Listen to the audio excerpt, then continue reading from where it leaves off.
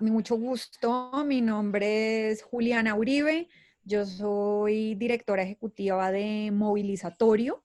Movilizatorio es un laboratorio de participación ciudadana e innovación social y antes que nada, pues quiero darles las gracias por esta invitación para hablar de participación, de activismo, de resistencias y vamos a hacer este video lo más ameno para hablar de estos temas.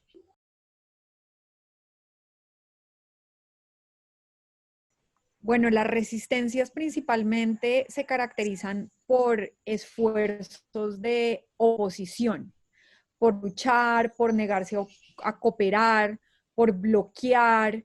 De alguna manera hay tres características que tienen todas las definiciones de resistencia. Son organizadas, tienen un componente civil e interrumpen o coercionan contra una autoridad específica.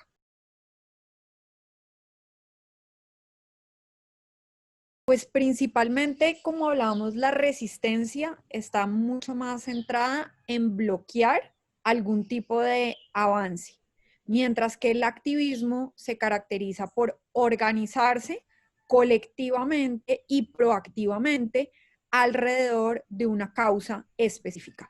Una de las cosas que realmente caracteriza el activismo es como la defensa o el avance de una causa específica. Hay diferentes maneras de ejercer el activismo, hay muchas tácticas, pero lo que la caracteriza principalmente es que es proactivo y que pretende defender, pero también como que avance y se desarrolle una causa específica.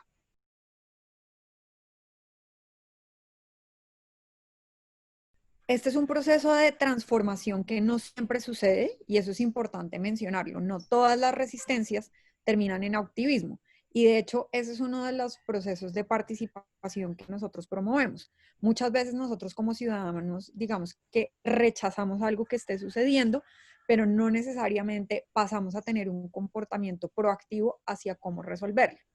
Entonces, de alguna manera, lo que permite que las resistencias se conviertan en activismo es cuando esa oposición y esa resistencia pasa a ser una iniciativa más proactiva, más a favor, se organiza colectivamente alrededor de una causa. Y donde antes solamente hay oposición, ahora pasa a haber una propuesta específica y ante todo como unas estrategias y unas acciones, porque el activista no es solo el que dice algo, sino realmente el que pasa a la acción. Entonces, dentro de eso hay muchos ejemplos de la proactividad. Las personas pueden, por ejemplo, hacer peticiones, redactar cartas, buscar reuniones, hacer eventos, reunirse y hacer campañas. Ahora, digamos, con las redes sociales, uno puede iniciar un hashtag, puede tomar fotos, puede reportar, puede buscar a los periodistas. Todas esas acciones de alguna manera proactivas que visibilicen y que busquen avanzar la causa. Y también una forma de ejercer el activismo puede ser influenciando en la política o incluso desde la política, buscando, por ejemplo, que se cree legislación al respecto o que cambie la legislación al respecto.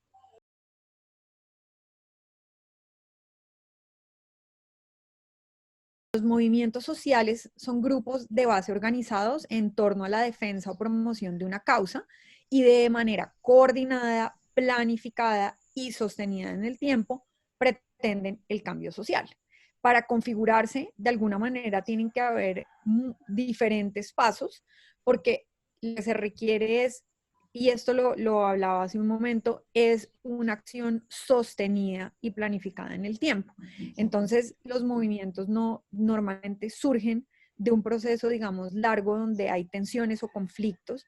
Los integrantes y las personas empiezan a identificar y a desarrollar sus liderazgos personales, empiezan también a informarse al respecto de esta causa y hay un momento clave para la creación de los movimientos sociales, que es cuando se pasa del liderazgo individual y se transforma en un liderazgo colectivo, donde las personas de alguna manera se dan cuenta que para lograr avanzar su agenda tienen que trabajar junto a otras personas, muchas de estos otros líderes, y tienen que empezar ellos mismos a hacer acciones coordinadas.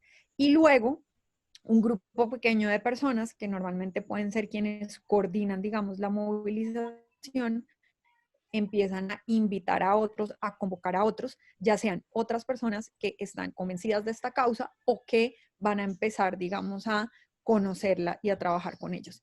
Entonces, un poco esto es como el efecto de una bola de nieve donde empieza un grupo de personas que de una manera estratégica y sostenida en el tiempo van trayendo y trayendo a otros para hacer un colectivo mucho más grande.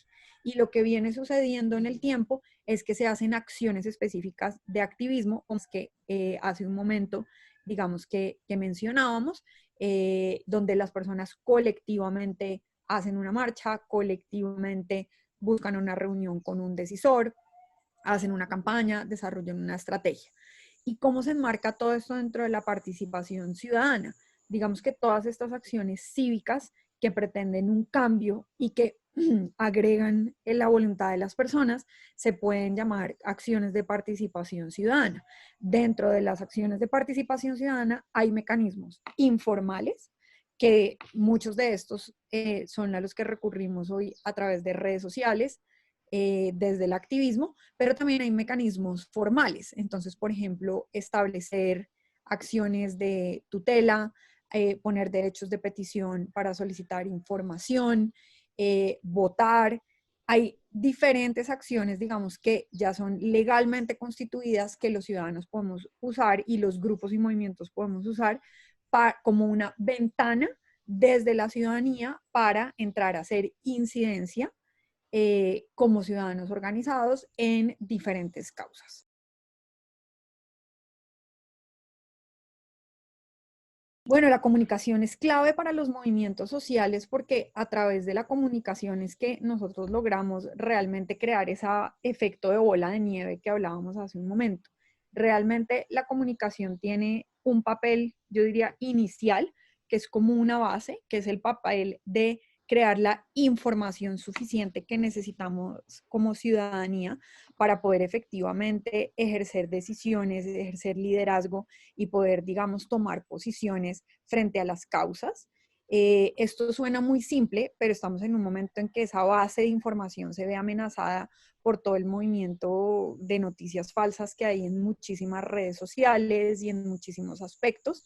Y eso es como un primer aspecto. Pero luego las comunicaciones juegan un papel clave como una herramienta para la incidencia y una herramienta para la movilización. Cuando nosotros creamos campañas, historias que sean realmente apelen a lo emocional, apelen a una buena información, sean contundentes y conecten a las personas, es cuando muchas veces nosotros logramos empezar a movilizarnos. Entonces, crear una buena estrategia de comunicación siempre va a ser importante para un movimiento porque de alguna manera también los movimientos y las personas sienten que pertenecen a algo y se identifican con ese algo cuando claramente entienden cuál es el nombre de ese movimiento, qué valores representa ese movimiento, cuáles son los objetivos específicos que tiene ese movimiento.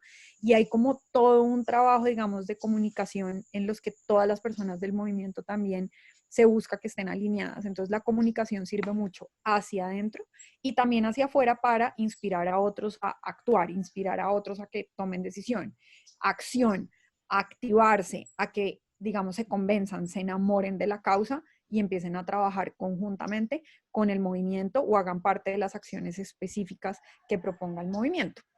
Entonces, sin duda, eso es muy importante para crecer y también es importante la comunicación para generar la incidencia, porque al fin y al cabo una comunicación clara es lo que ayuda a que haya cambios. Al fin y al cabo, si nosotros como activistas o como movimientos sociales queremos que haya un cambio en nuestro país, tenemos que ser capaces de articular claramente cuál es ese cambio, cómo lo vamos a lograr, a quién tenemos que influenciar, con quién vamos a trabajar para ese cambio y tenemos que ser capaces de articular también campañas convincentes que pues generen incidencia e influencien a quienes finalmente toman las decisiones en los temas que nosotros queremos que cambien.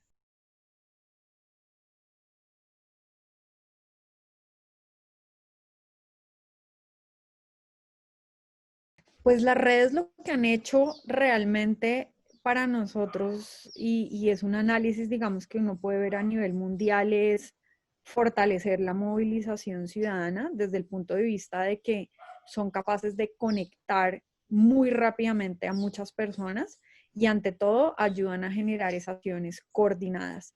Hoy en día, a través de un grupo de WhatsApp se pueden organizar marchas muy rápido y ese efecto de bola de nieve de incluir a otras personas se puede hacer mucho más rápido gracias al uso de las tecnologías. Ese es como el espacio positivo que se ha generado.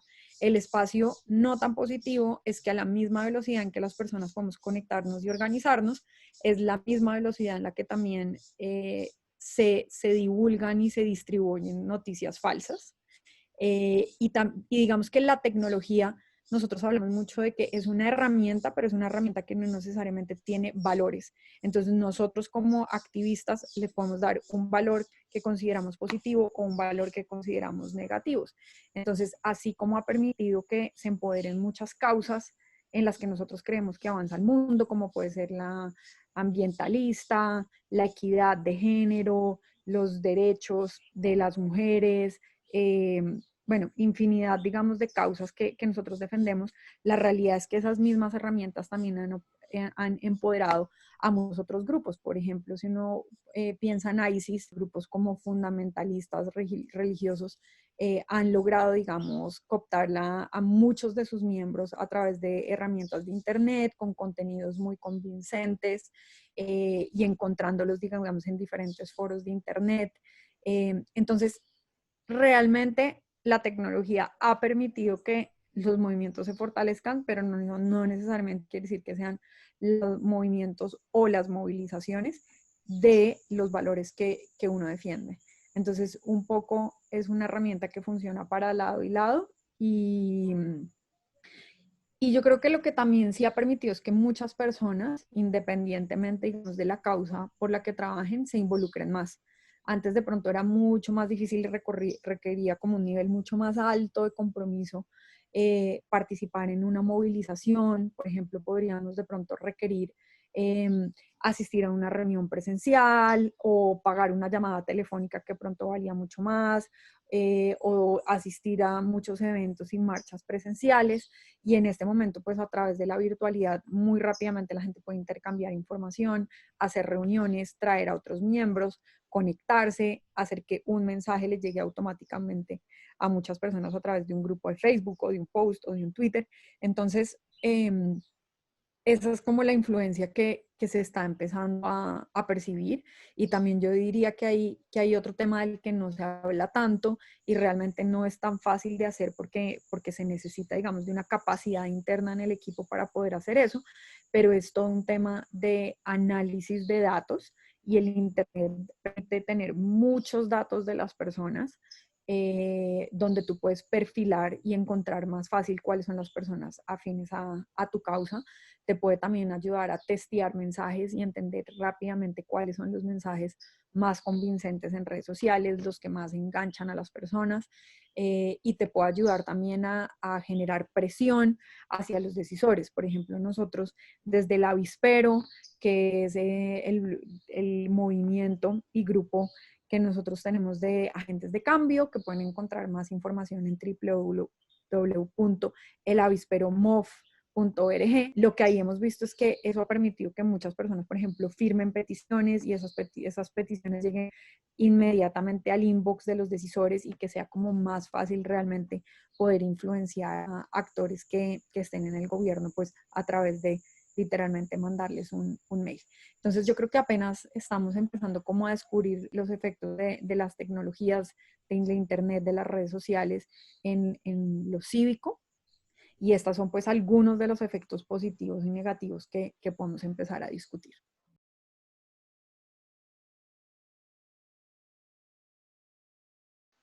Bueno, yo creo que es difícil hacer una o dar una respuesta generalizada para eso.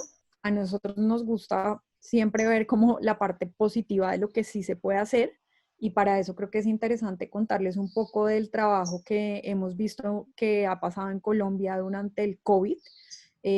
Pues nosotros en esta época del COVID hemos visto como una crisis sin antecedentes a nivel global, que nos ha afectado además a todos, no por igual, pero sí a todos. Y en Colombia hemos visto que ha habido una movilización también diferentes para poder salir a dar una respuesta a esta crisis. Nosotros particularmente hacemos parte de las organizaciones que cofundaron Colombia Cuida Colombia. Colombia Cuida Colombia en este momento es una alianza de más de 400 organizaciones y donde han participado más de 42.000 personas donando. Es una alianza enorme de organizaciones que estamos trabajando. En un primer lugar empezamos a hacerlo para responder en temas de seguridad alimentaria durante la cuarentena pues estricta que empezó en marzo. Hemos seguido trabajando también para dar temas de seguridad y poder administrar, digamos, pues todos los tapabocas, los guantes, todo lo de protección, digamos, que necesita el personal médico en los lugares donde más necesita. Y hemos hecho una apuesta también muy grande por hacer como un frente organizado y común de respuesta a la crisis del COVID como sociedad civil.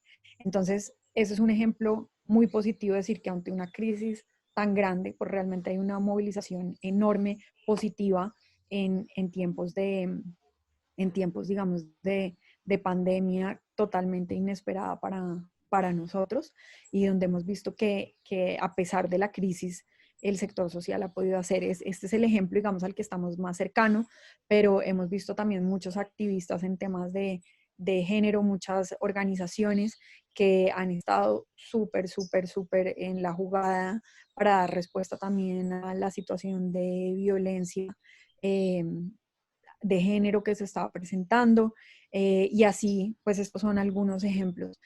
Otro ejemplo que yo creo que es muy interesante es hablar también del paro que sucedió pues en noviembre del 2019 y yo creo que esos momentos de crisis son momentos también donde los activistas nos sentimos a veces que estamos más cerca de un posible cambio a largo plazo. Son momentos, digamos, que las crisis realmente abren oportunidades porque a veces abren canales de comunicación que antes no estaban abiertos y yo creo que eso es lo que pasó también en la época de crisis con la conversación nacional.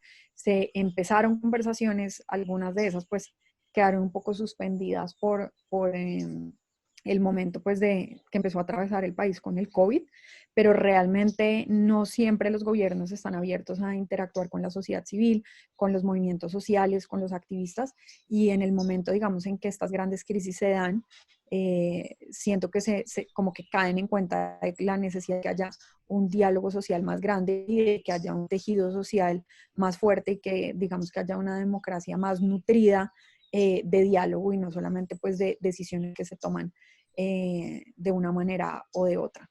Entonces las crisis sin duda sí sirven para identificar oportunidades, para generar movilización y para de alguna manera estar a veces más cerca de crear resultados muy poderosos. Gracias por la invitación.